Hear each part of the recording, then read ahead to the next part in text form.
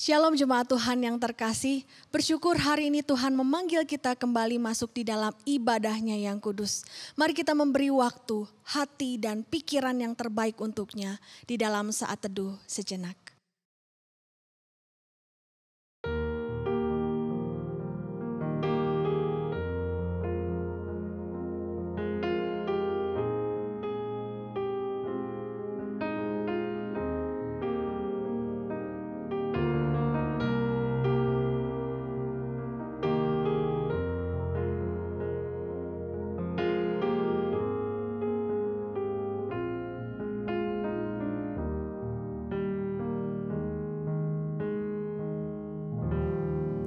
Amin.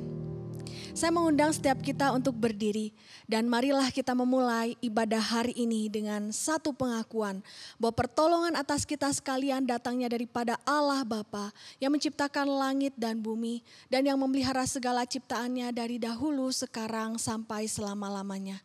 Kiranya turunlah atas kita sekalian damai sejahtera daripada Allah Bapa, Allah Anak, Allah Roh Kudus yang menaungi seluruh rangkaian ibadah kita hari ini.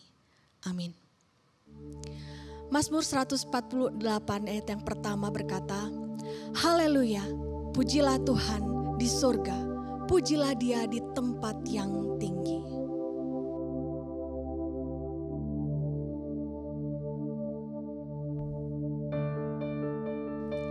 Yesus telah memberi penebusan untuk kita. Mari kita memberi dan menaikkan puji sembah kita kepadanya. Puji Tuhan Allah Maha Kuasa.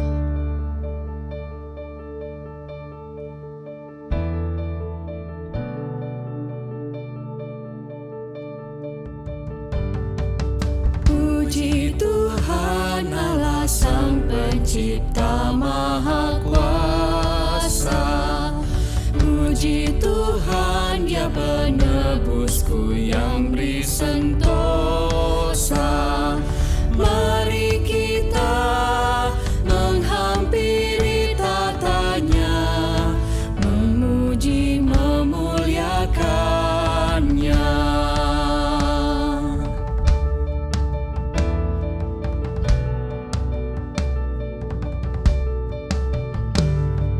Puji Tuhan Allah yang memerintah semesta.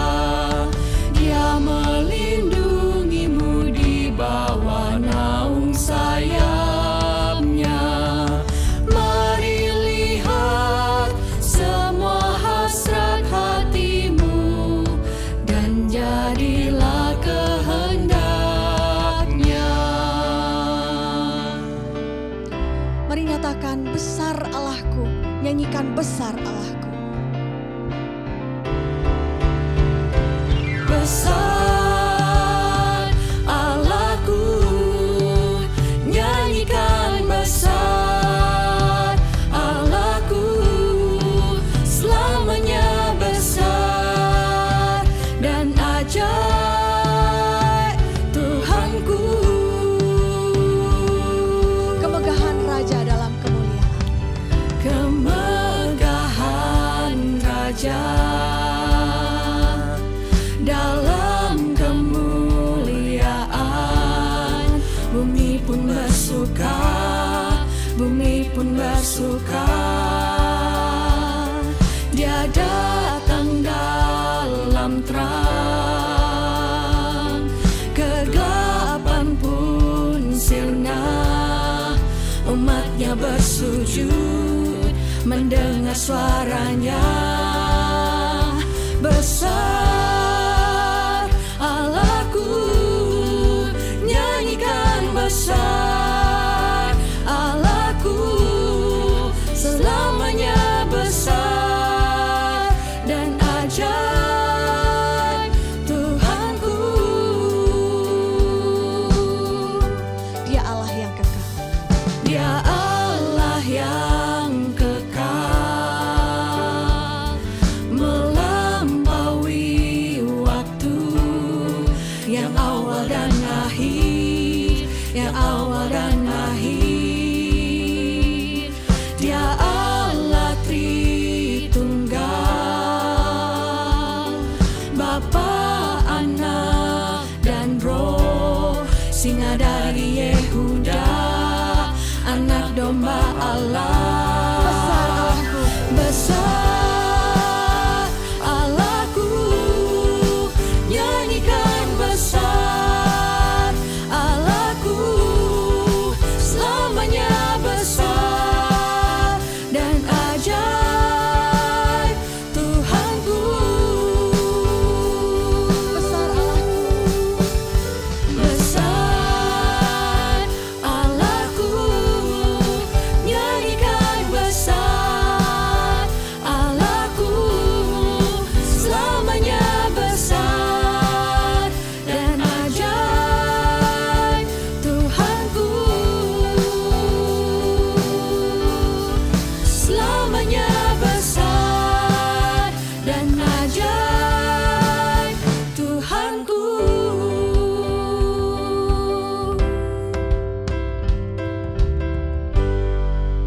mari kita berdoa. Tuhan Yesus, kami sungguh bersyukur ya Bapa, karena Engkau Allah yang besar, agung, mulia. Kau menciptakan kami, tetapi Engkau juga memulihkan kehidupan kami dari dosa.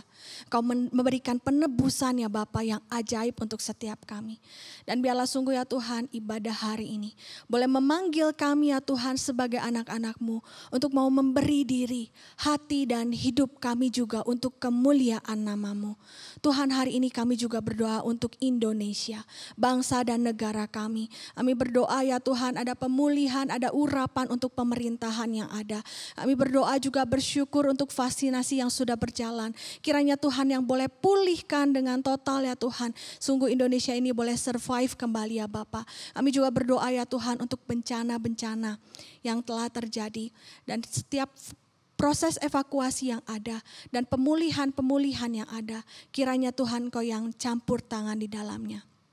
Kau pakai ya Tuhan setiap pribadi-pribadi yang terlibat di dalamnya untuk sungguh membawa pemulihan bagi Indonesia ini, terlebih tangan-Mu lah yang menopang. Kami juga berdoa ya Tuhan untuk gereja-Mu ya Bapa, gereja GII Hok Im Tong ini. Kiranya Tuhan anugerah Tuhan juga melingkupi gereja kami. Kami begitu rindu ya Tuhan untuk dapat melayani setiap jemaat-jemaat-Mu, domba-domba-Mu secara langsung. Tapi biarlah sungguh ya Tuhan setiap kondisi keadaan yang ada kami mau serahkan seluruhnya di tangan kuasa-Mu. Kau yang berencana, Engkau yang melakukan kehendak-Mu ya Tuhan untuk gereja kami ini. Kami juga berdoa ya Tuhan untuk setiap jemaat, setiap pribadi lepas pribadi, dimanapun kami berada, di dalam kondisi apapun kami ya Tuhan hari ini. Kami mau berserah penuh ya Tuhan. Kiranya Engkau yang tolong kami di dalam setiap pergumulan kami. Kau topang kehidupan kami, perkuat iman setiap jemaat-jemaat-Mu ya Tuhan. Jikalau ada di dalam kami ya Tuhan di dalam keadaan yang kesulitan ekonomi, kesehatan, pergumulan studi, pergumulan masa depan, pergumulan keluarga, pergumulan pekerjaan usaha. Kiranya lawatan Tuhan boleh dinyatakan. Hari ini ada sukacita yang Tuhan boleh tambah-tambahkan. Damai sejahtera yang boleh Tuhan berikan. Dan Tuhan boleh memberikan jalan keluar yang terbaik ya Tuhan. Dan biarlah sungguh ya Tuhan Kau memberikan kami hati yang tetap taat. Berharap tekun ya Tuhan di dalam penantian kami kepada jalan keluar yang Tuhan sudah sediakan di depan nanti. Ini doa kami ya Tuhan, biarlah sungguh Tuhan Engkau yang bekerja di dalam ibadah kami. Di dalam nama Tuhan Yesus Juru Selamat kami yang hidup, kami berdoa dan kami mengucap syukur. Amin. Silakan duduk Bapak Ibu Saudara sekalian. Jika kita mengingat setiap perbuatan Tuhan dalam hidup kita, semua itu pasti memberikan kita kekuatan dan pengharapan. Mari kita membaca bacaan bertanggapan kita yang diambil dari Mazmur 77 ayat yang ke-12 sampai dengan yang ke-15. Aku hendak mengingat perbuatan-perbuatan Tuhan. Ya, aku hendak mengingat keajaiban-keajaiban-Mu dari zaman purbakala. Aku hendak menyebut-nyebut segala pekerjaan-Mu dan merenungkan perbuatan-perbuatan-Mu. Ya Allah, jalan-Mu adalah kudus. Allah manakah yang begitu besar seperti Allah kami? Engkaulah Allah yang melakukan keajaiban. Engkau telah menyatakan kuasa-Mu di antara bangsa-bangsa. Tuhan yang ajaib itulah Tuhan Yesus Kristus kita. Berilah hidup kita yang mau senantiasa rindu melakukan kebenarannya.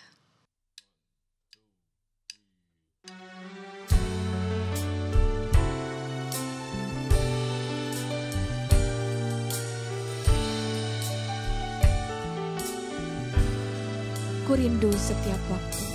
Ku rindu setiap waktu hidupi kebenaran-Mu, bukan dengan kuatku, namun karena Roh-Mu. Yesus, Kau yang ku pegang teguh. Engkaulah Tuhan, Engkaulah Raja.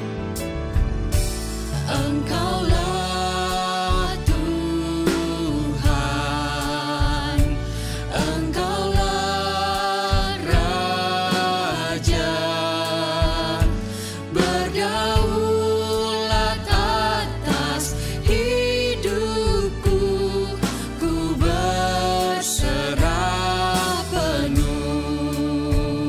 Ku rindu setiap waktu hidupi kebenaran, bukan dengan kuatku, namun karena Roh.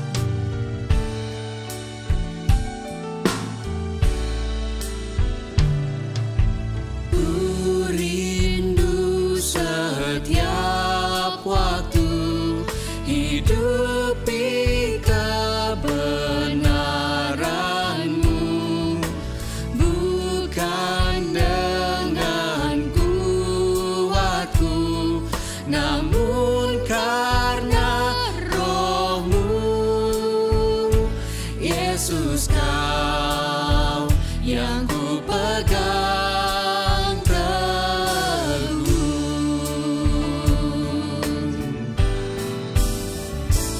Engkaulah Tuhan, Engkaulah Raja, berdaulat atas hidupku, ku berserah penuh. Engkaulah Tuhan, Engkaulah Raja, berdaulat atas hidupku, ku berserah penuh.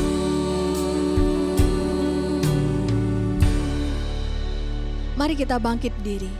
Bersama dengan orang-orang percaya di berbagai tempat, mari kita menyatakan pengakuan iman kita.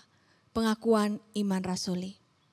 Aku percaya kepada Allah, Bapa yang Maha Kuasa, Khalik langit dan bumi, dan kepada Yesus Kristus anaknya yang tunggal Tuhan kita, yang dikandung dari Roh Kudus, lahir dari anak darah Maria, yang menderita sengsara di bawah pemerintahan Pontius Pilatus, disalibkan, mati dan dikuburkan, turun ke dalam kerajaan maut, pada hari yang ketiga bangkit pula dari antara orang mati, naik ke surga, duduk di sebelah kanan Allah, Bapa yang Maha Kuasa, dan dari sana Ia akan datang untuk menghakimi orang yang hidup dan yang mati.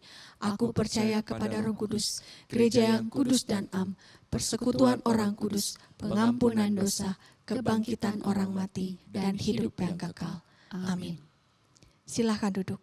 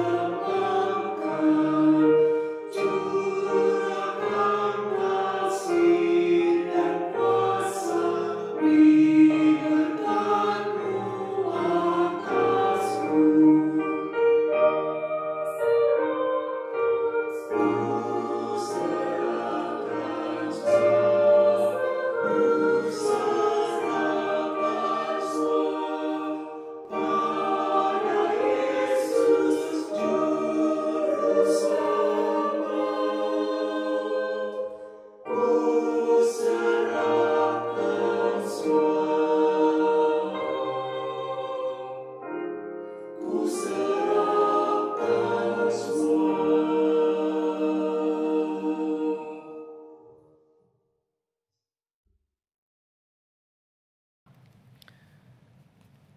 selamat hari Minggu Bapak Ibu dan jemaat yang dikasihi Tuhan. Pada hari ini kita sama-sama akan merenungkan kisah dari Alkitab, yaitu tentang Ester. Oleh karena itu mari kita sama-sama baca dulu bagian yang akan kita renungkan bersama, yaitu Ester pasal keempat, Ester pasal 4 ayat 12 sampai dengan ayat yang ke-17. Demikian bunyinya.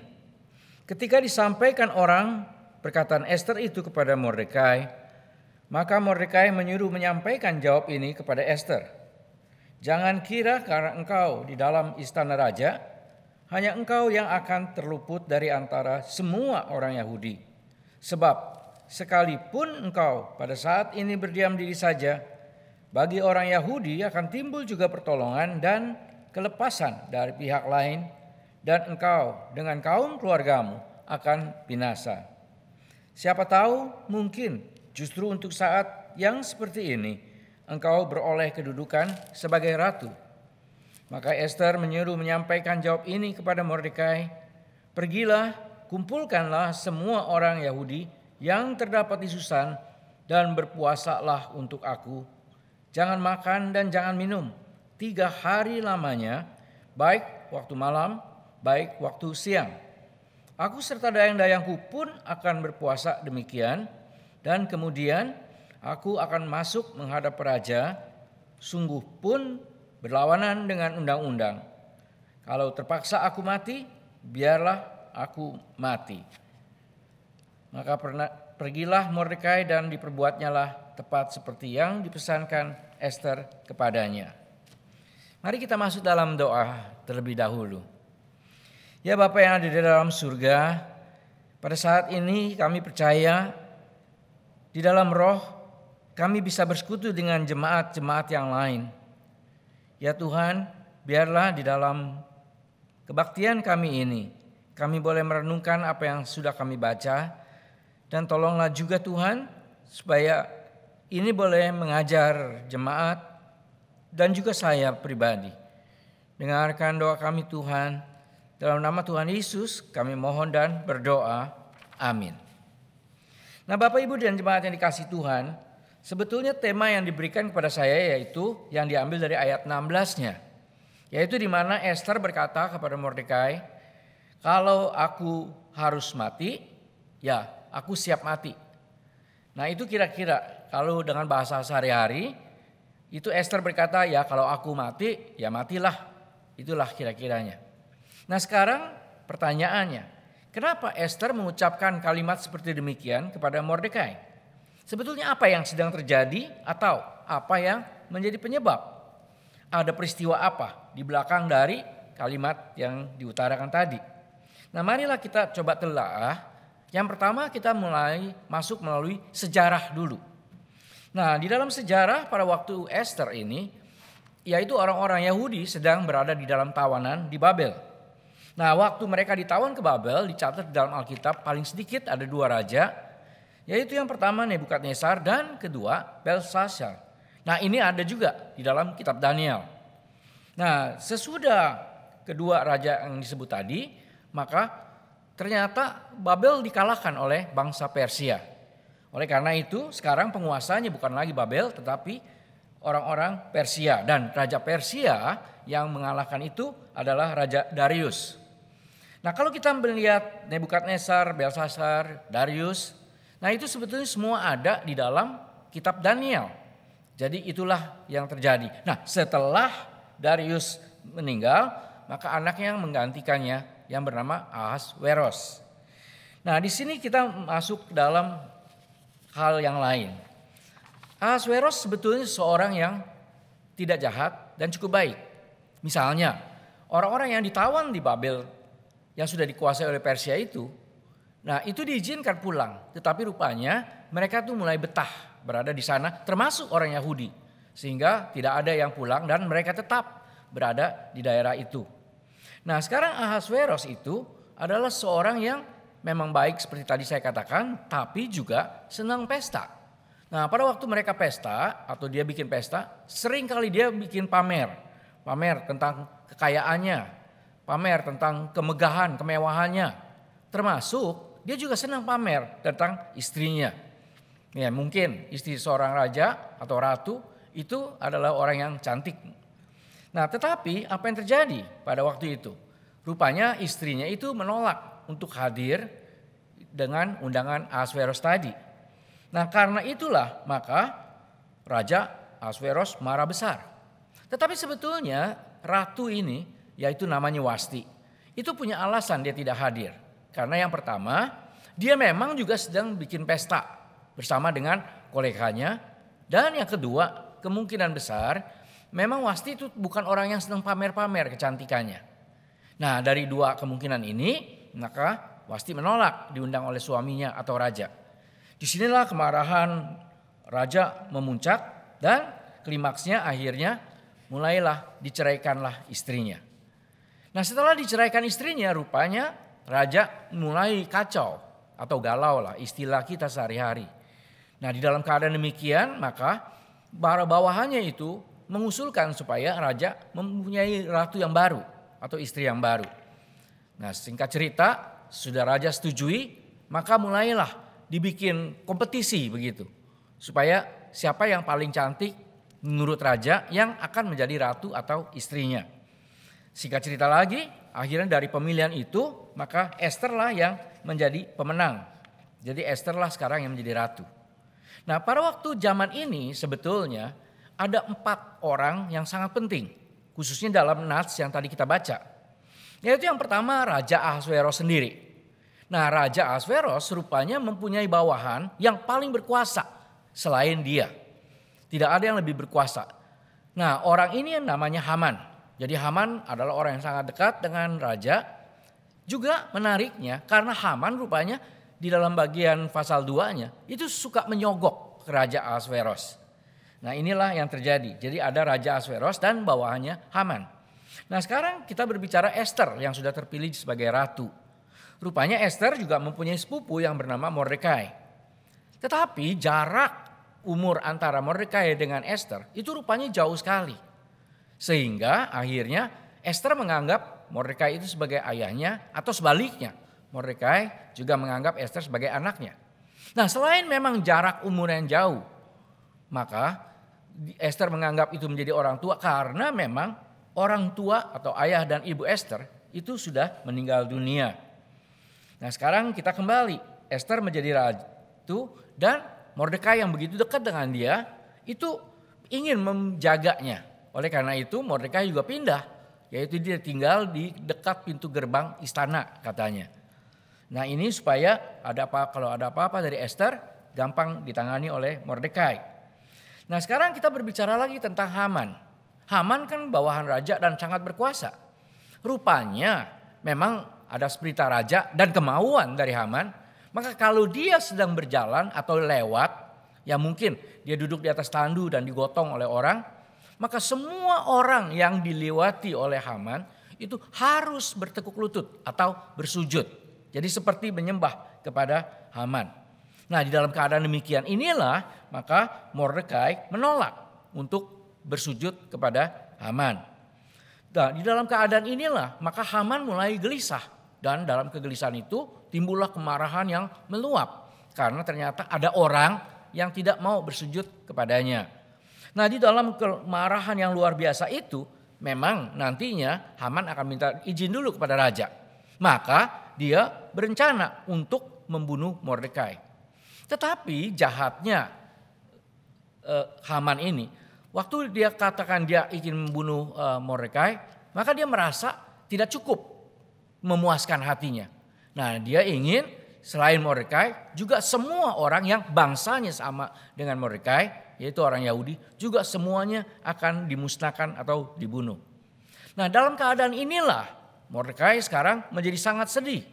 Dan dia utarakan kesedihannya itu dengan cara orang-orang Yahudi pada waktu mengalami sedih misalnya. Yang pertama, dia mulai mengoyak-koyakkan atau merobek-robek pakaiannya. Dan yang kedua, dia berguling-guling di lumpur, menyatakan kegalauan atau kekacauan hatinya. Ini memang mungkin kebiasaan orang Yahudi demikian. Kita bisa lihat, contohnya misalnya Daud. Setelah Daud berzina dengan Batsheba, maka ada anak yang dalam kandungan. Nah, di dalam hal ini Daud ingin sekali anaknya itu hidup. Tetapi rupanya Allah menentukan lain sehingga anak itu meninggal sebelum lahir. Nah, di dalam keadaan itulah Daud itu kacau. Nah, dia mengutarakan kegalauan hatinya dengan cara seperti tadi. Merobek-robek pakaiannya, melolong-lolong berteriak dan berguling-guling dalam lumpur. Nah, inilah kembali yang dilakukan oleh Mordekai. Nah, sesudah dalam keadaan demikian, rupanya orang-orang mulai menyampaikan kekacauan Mordekai kepada Ester. Karena Ester dalam istana, dia tidak tahu apa yang sedang terjadi.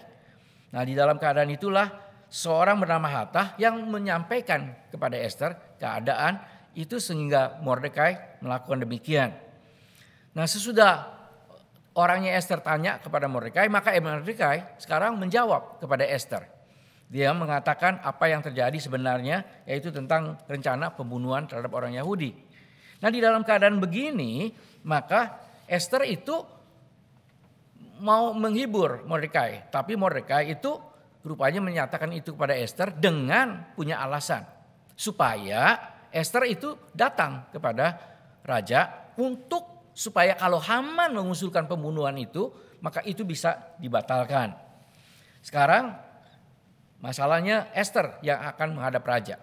Nah, pada waktu Mordekai mengatakan demikian, rupanya Ester itu berkata, aku tidak mau. Atau dengan kata lain, dia tidak mau karena ketakutan. Memang ini ada alasan. Karena dalam zaman itu ada acara atau protokol atau peraturan kalau orang mau datang kepada raja. Yaitu orang itu harus karena diundang oleh raja, atau kemungkinan lain orang itu minta izin dulu kepada raja ingin bertemu. Nah, jaraknya pada waktu dia minta izin untuk ketemu raja itu harus kira-kira 6 bulan sampai 1 tahun. Nah, di dalam keadaan demikian Ester berkata kepada Mordekai, nggak mungkin saya itu bisa nyelonong menghadap raja. Karena kalau saya langsung datang kepada raja tanpa tadi itu peraturan yang ada, maka juga ada 2 kemungkinan yang terjadi. Yang pertama, raja menerima orang yang tahu-tahu datang ini. Tetapi ada kemungkinan yang kedua, yaitu raja menolak. Nah, kalau raja menolak orang itu datang, maka apa yang terjadi? Orang itu harus dibunuh mati. Jadi kalau Ester langsung mendadak datang kepada raja, ada 2 kemungkinan, 50-50, setengah-setengah. Kemungkinan pertama, raja bisa menerima. Tapi kemungkinan kedua, raja menolak menerima sehingga orang itu harus dibunuh. Dalam keadaan demikian inilah Ester punya alasan untuk takut menghadap pada raja. Sekarang lebih jauh kita berbicara lagi tentang Mordekai. Setelah Mordekai mendapat jawaban tentang Ester yang melakukan demikian, maka rupanya Mordekai itu ngotot. Dia tetap berusaha, harus Ester datang kepada raja menyatakan demikian.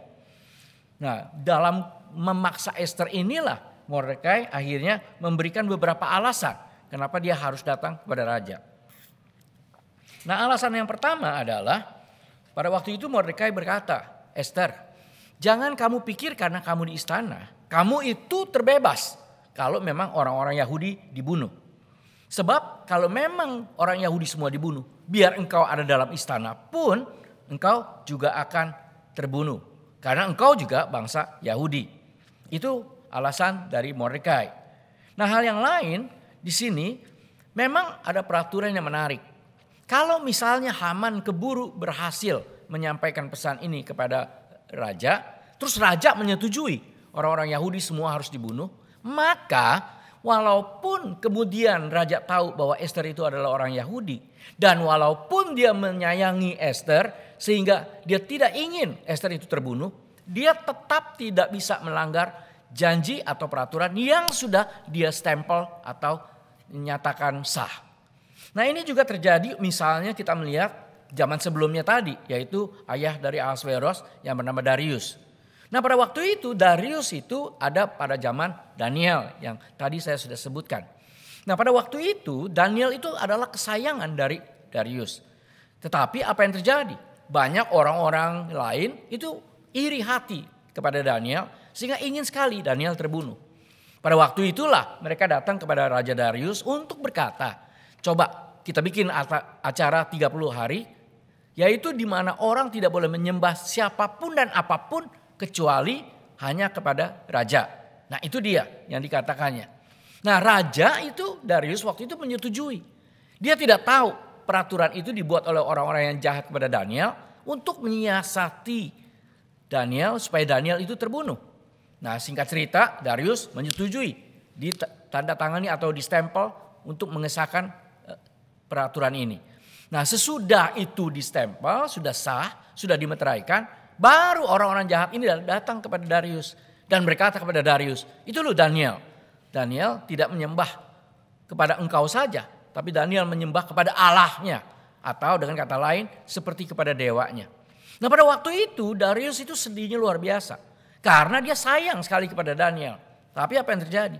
Sesudah dia bikin peraturan itu dan peraturan itu sudah sah, maka dia pun tidak bisa mencabut peraturan itu.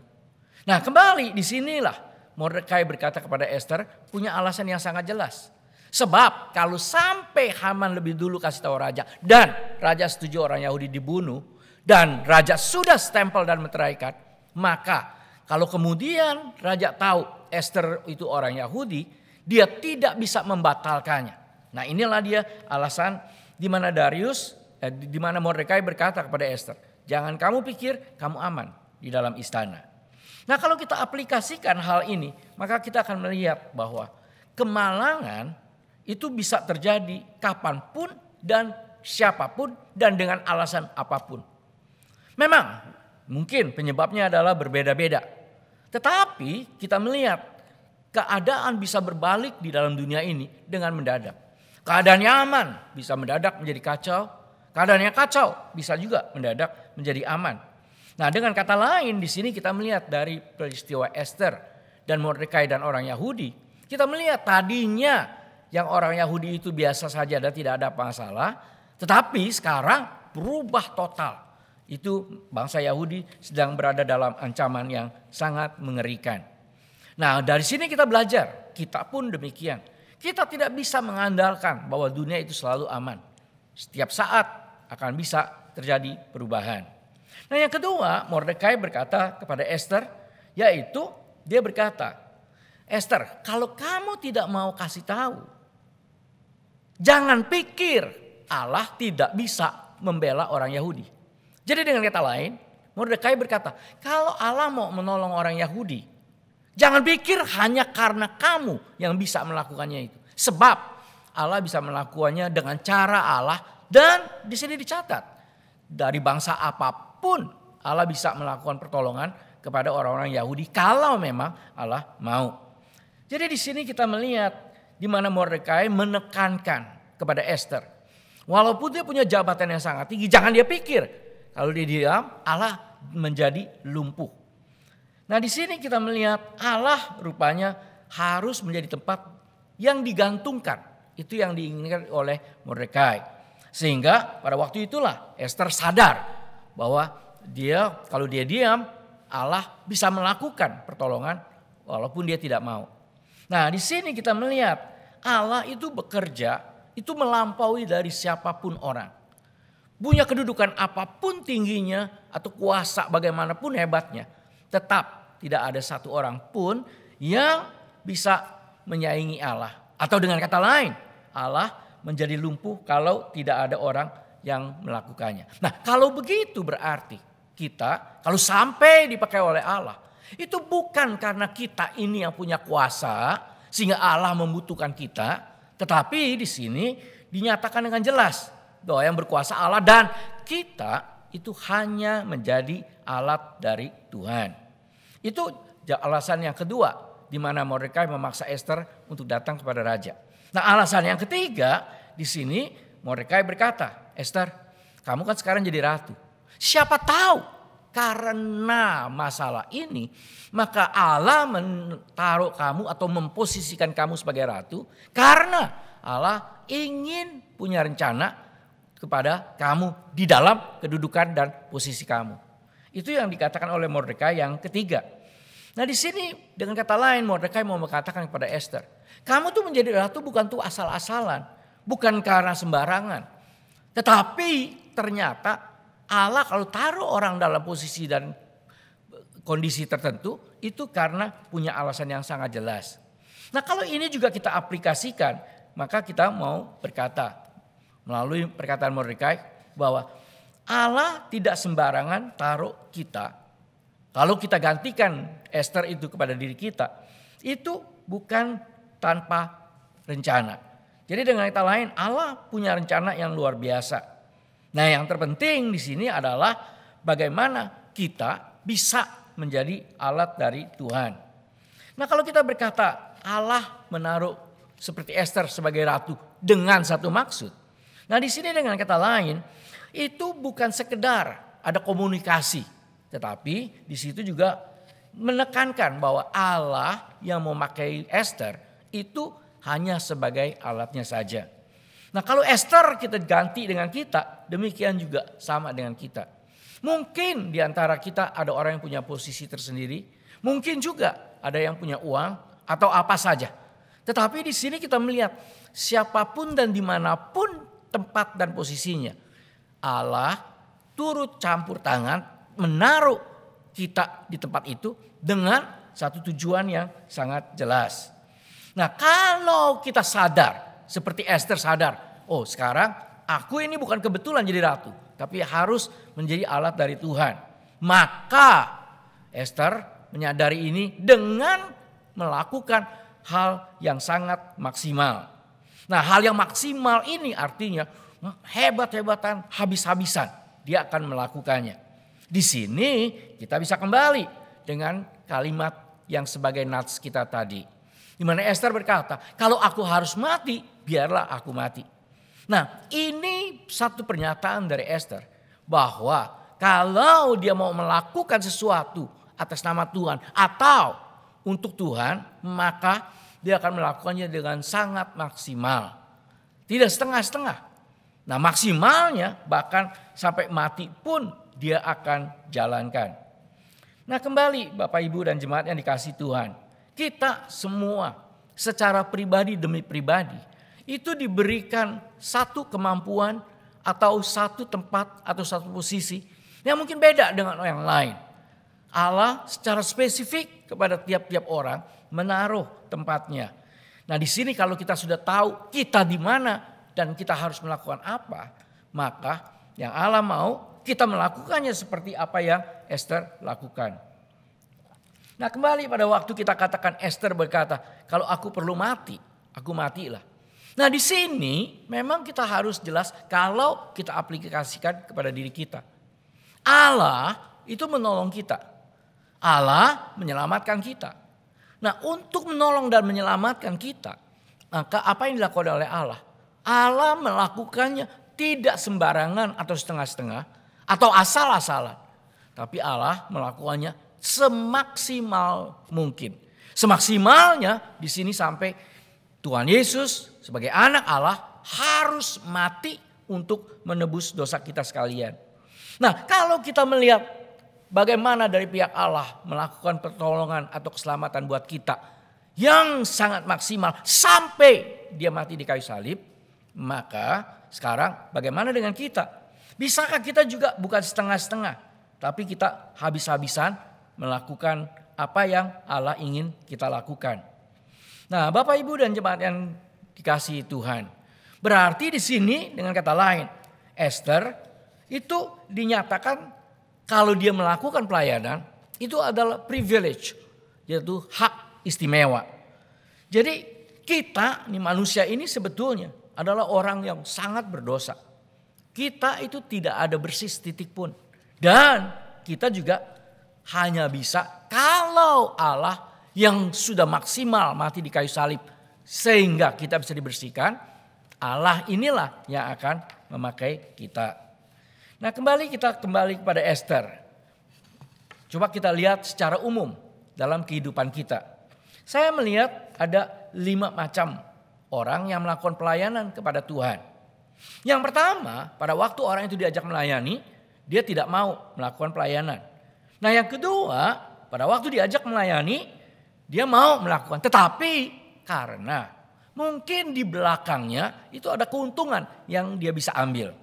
Dan yang ketiga, ada orang dia mau dan dia tidak ambil keuntungan tapi asal-asalan atau cuma setengah hati. Dan yang keempat, ada orang yang melayani sepenuh hati dan sangat sungguh-sungguh dan serius. Tetapi ada yang kelima, yaitu melayani habis-habisan. Sampai kalaupun ada hal yang terburuk yang akan bisa terjadi, maka itu akan dia jalankan. Inilah dia yang dikatakan oleh Esther. Kalau aku sampai harus mati, misalnya raja menolak ketemu dia, akibatnya dia akan mati. Dia berkata, aku siap mati. Inilah yang dikatakan melayani habis-habisan. Bapak, Ibu, dan jemaat yang dikasihi Tuhan, kita tidak bisa menghindari kecelakaan, kekacauan, riot, dan apapun yang bisa berhubungan dengan pribadi atau masalah politik. Kita tidak bisa menghindari hal itu. Tetapi di sini pada waktu kita tidak bisa menghindari, Allah tidak ingin kita diam. Tapi Allah ingin kita melakukan sesuatu sesuai dengan panggilan Allah terhadap kita, yaitu apa yang harus kita lakukan. Nah, inilah dia perkataan Esther. Kalau aku harus mati, aku akan siap mati. Jadi dia akan melakukan pelayanan semaksimal mungkin. Tetapi pada waktu saya katakan semaksimal mungkin sampai hal yang terburuk misalnya terjadi, yaitu Esther akhirnya meninggal misalnya atau dibunuh, itu bukan dia lakukan itu dengan karena nekat. Yang saya maksud nekat di sini adalah ya untung-untungan. Siapa tahu bisa untung atau siapa tahu tidak untung. Nah, orang yang seperti demikian, kalau dia berkata kalau aku harus mati, aku siap mati, itu matinya tuh mati konyol. Tapi di sini berbeda dengan Esther. Pada waktu dia berkata, sekarang saya siap maksimal. Sampai hal yang terburuk pun terjadi, saya akan lakukan. Yaitu mati pun mati. Tapi apa yang dia katakan di dalam ayat 15 dan 16 dari nas yang tadi kita baca. Nah, di sini jelas sekali Esther berkata, Mordekai, kamu dengan orang-orang kamu sekarang berdoa dan berpuasa demi aku menjalankan apa yang harus aku lakukan. Aku juga demikian. Aku dengan dayang-dayangku akan sama berdoa dan berpuasa. Ini tidak main-main. 3 hari 3 malam. Jangan makan dan jangan minum. Jadi berarti di sini Esther ingin kalau saya sudah maksimal. Saya tahu maksimal bukan karena saya kuat. Tapi maksimal juga selain maksimal di dalam melakukan apa yang Allah mau. Juga maksimal di dalam bergantung kepada Allah. Ini yang paling penting, dimana kalau kita melakukan sesuatu yang maksimal, kita betul-betul mengutamakan Allah di tempat yang paling tinggi. Nah, kalau kita berkata demikian, maka saya harus berani juga jujur. Di mana kekuatan kita? Di mana kekuatan saya? Tidak ada. Tidak ada satu orang pun yang punya kemampuan untuk melakukan pelayanan sesuai dengan standar atau kemauan Allah. Sekarang kita berbicara jangan pelayanan dulu. Kita berbicara mengasihi Tuhan. Saya selalu sedih kalau saya pas merenungkan apakah saya mengasihi Tuhan atau tidak. Ternyata harus jujur. Tidak selalu saya bisa mengasihi Tuhan. Misalnya saya melakukan sesuatu itu karena takut. Misalnya saya melakukan sesuatu ada alasan-alasan lain. Tetapi di sini apakah kita melakukan sesuatu karena kita mengasihi Tuhan? Itu jauh daripada kenyataan.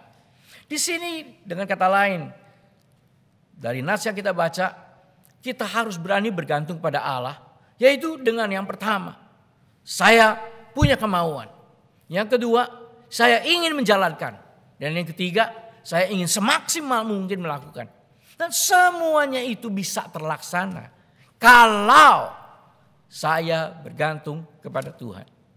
Bapak, Ibu, dan jemaat yang dikasihi Tuhan. Jadi di sini kita melihat ada beberapa pelajaran yang bisa diambil.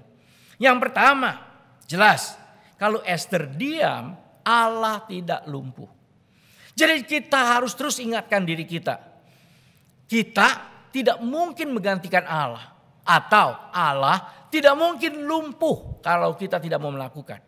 Nah, kalau itu dibalik berarti kalau sampai saya mau melakukan, Itu karena hak istimewa yang Allah berikan kepada saya. Nah, yang kedua, pelajaran yang kita bisa lihat dari nats yang kita baca tadi. Di sini Esther kalau kita gantikan dengan kita, itu mendapat posisi yaitu dengan Allah memberikan perlengkapan sehingga di posisi itu kita bisa melakukan pelayanan yang maksimal. Bapak, Ibu, dan jemaat yang dikasihi Tuhan, saya pernah membaca kitab-kitab sejarah dari orang-orang yang menjadi orang penting, misalnya dalam sebuah negara atau dalam sebuah daerah. Nah, di situ kadang-kali ada orang-orang yang bersahaja, tapi begitu dia diangkat dengan posisi yang tinggi, kalau dia memang orang yang baik, maka di situ kita melihat bagaimana Allah bisa mempersiapkan dia dan Allah bisa melengkapi dia sehingga dia bisa melakukan apa yang harus dia lakukan. Nah, kalau kita hubungkan dengan diri kita di dalam melayani Tuhan, maka di sini Allah kalau memang ingin memakai kita, dia tidak tinggalkan kita. Tapi kalau dia mau memakai kita, itu dia betul-betul mempersiapkan dan betul-betul melengkapi. Allah tidak memakai kita terus seperti dilepaskan begitu saja. Nah, kalau memang dilepaskan seperti begitu saja, itu seperti kita orang buangan atau satu alat yang sebetulnya tidak ada gunanya. Tapi di sini dari nats kita lihat dari kisah Esther ini, Allah memberikan perlengkapan dan Allah memberikan persiapan. Dan yang ketiga, kalau kita belajar dari nats yang kita baca, bahwa kalau orang mau melakukan pelayanan yang semaksimal mungkin, dia bukan melakukannya sendiri, tetapi dengan sadar bahwa dia yang tidak punya kemampuan apapun bisa menjalankan apa yang Allah mau dengan dia ada di posisi itu. Yaitu dengan Allah memberikan dia kekuatan yang luar biasa. Inilah dia yang kita lihat di dalam kitab Esther. Bapak, Ibu, dan jemaat yang dikasihi Tuhan. Sekali lagi, kita tidak akan bisa mengubah apa yang akan tertimpa kepada kita. Kita tidak mungkin merubah apa yang nanti akan terjadi kepada kita. Sampai bisa juga hal yang paling buruk terjadi kepada kita. Nah, disinilah Allah bukan hanya tidak ingin kita melarikan diri. Dan Allah bukan hanya tidak ingin kita diam. Tapi Allah ingin kita melakukan sesuatu. Bergerak maju. Tapi dengan maksimal dan hanya bergantung pada kekuatan Tuhan. Ke depan kita tidak tahu nasib kita. Apa yang akan terjadi? Misalnya kita melihat pandemi sekarang. Semua berubah. Semua menjadi berbahaya. Nah, di dalam keadaan demikian, di mana tempat kita? Harap kita sadar bahwa kita tidak diminta diam. Tapi kita melakukan sesuatu. Bapak, Ibu, dan jemaat yang dikasihi Tuhan. Saya mengatakan ini bukan hanya kepada jemaat. Tapi saya mengatakan ini kepada diri saya sendiri. Jangan diam. Tapi bergerak maju. Bergantung 100% kepada kekuatan Allah. Mari kita masuk dalam doa. Ya Tuhan yang ada di dalam surga, tolonglah kami belajar dari kitab Esther dan nats yang kami baca. Di mana dia menjadi orang yang betul-betul bergantung kepada Tuhan. Habis-habisan. Tapi juga melakukan pelayanannya habis-habisan. Sampai kalaupun hal yang terburuk terjadi, yaitu kematian, dia siap. Bapa yang surga, kami jauh dari hal ini. Sangat jauh. Biarlah dari renungan yang kami boleh dengar, kami semua, jemaat termasuk saya, akan berani melakukan sesuatu maksimal dan bergantung penuh kepada Engkau. Dalam nama Tuhan Yesus, kami bersyukur dan berdoa. Amin. Sungguh bersyukur firman Tuhan hari ini boleh memberi kita keyakinan untuk berani dan tetap melakukan yang terbaik bagi kemuliaan Tuhan. Dengan iman kita, mari kita naikkan pujian. Ku tak akan menyerah.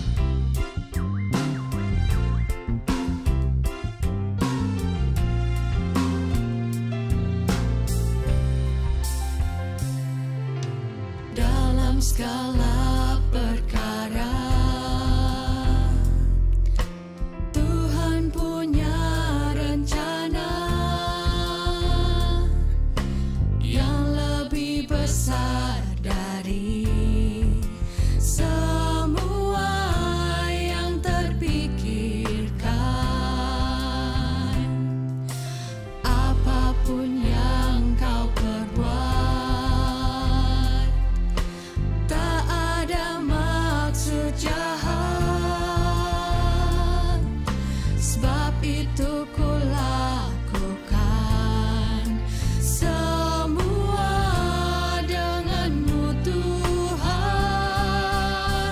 Ku tak akan menyerah pada apapun juga, sebelum ku coba semua yang ku bisa. Tetapi ku berserah kepada kehendak-Mu. Hatiku percaya Tuhan punya rencana.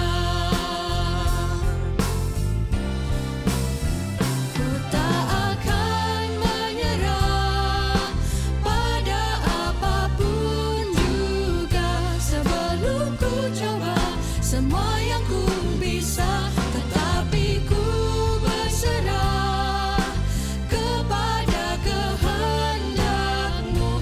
Hatiku percaya Tuhan punya rencana. Hatiku percaya Tuhan punya rencana.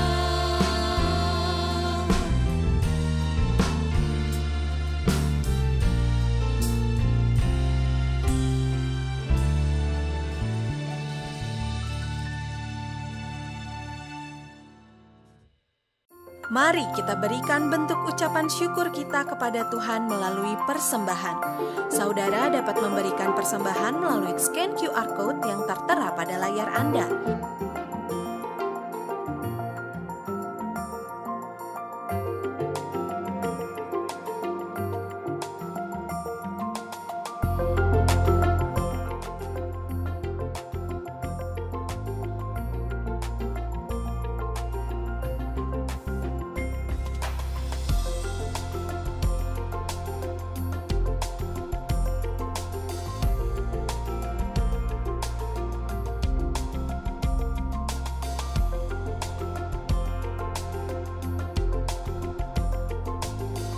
Kebaktian doa dapat Anda ikuti melalui online streaming setiap hari Rabu.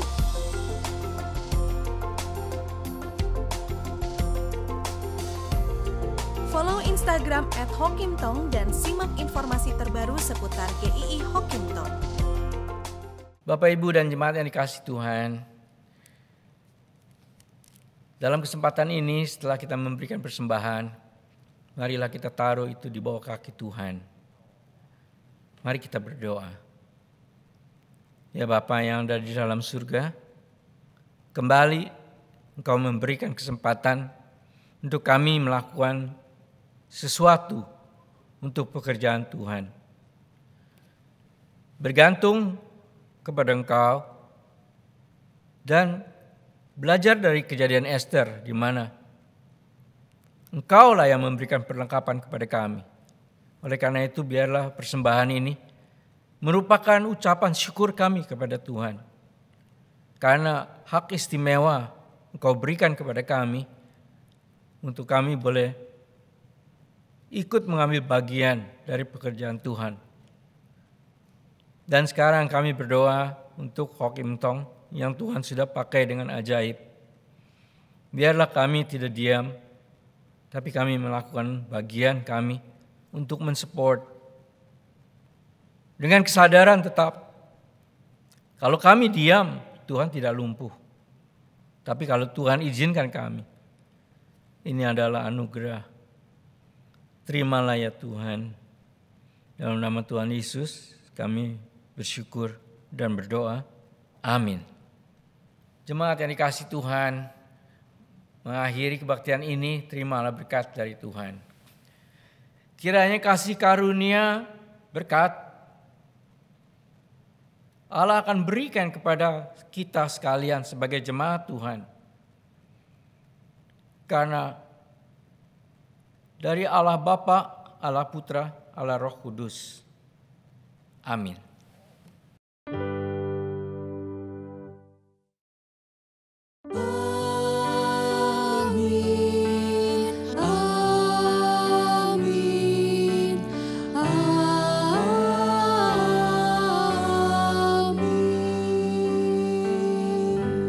Ibadah selesai, silahkan duduk bersaat teduh sejenak. Tuhan memberkati.